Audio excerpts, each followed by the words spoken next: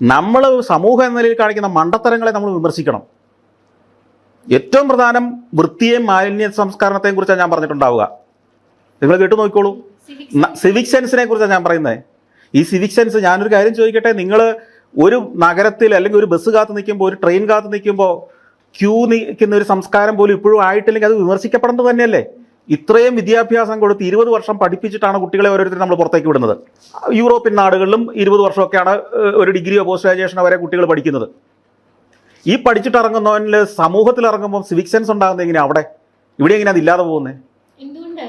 നമ്മുടെ വിദ്യാഭ്യാസ സമ്പ്രദായം പരിഷ്കരിക്കണം. ഒരു വിദ്യാഭ്യാസം ഇല്ലാത്ത ആളുകളും നമ്മുടെ സമൂഹത്തിൽ പൂർവികരായെന്ന് ചിന്തിച്ചു നോക്കി. ഇന്നത്തെ മോഡേൺ വിദ്യാഭ്യാസം ഒന്നും ഇല്ലാത്തവരും സമൂഹത്തിന്റെ ചിട്ടകളനുസരിച്ചും മാന്യമായിട്ടും നല്ല മനുഷ്യരെ പോലെ വളർന്ന ചിന്തയോടുകൂടിയൊക്കെ ജീവിച്ച ആൾക്കാരല്ലേ നമ്മൾ.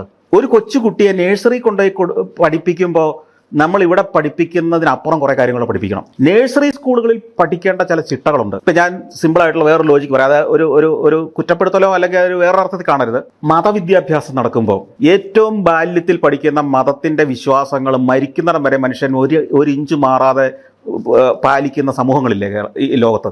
ഇതേപോലെ സമൂഹത്തിന്റെ നിയമങ്ങളും പഠിപ്പിച്ചുകൂടെ നമുക്ക് കുട്ടികളെ? അതേ മട്ടിൽ തന്നെ പൗരബോധം നമുക്ക് പഠിപ്പിച്ചുകൂടെ കുട്ടികളെ?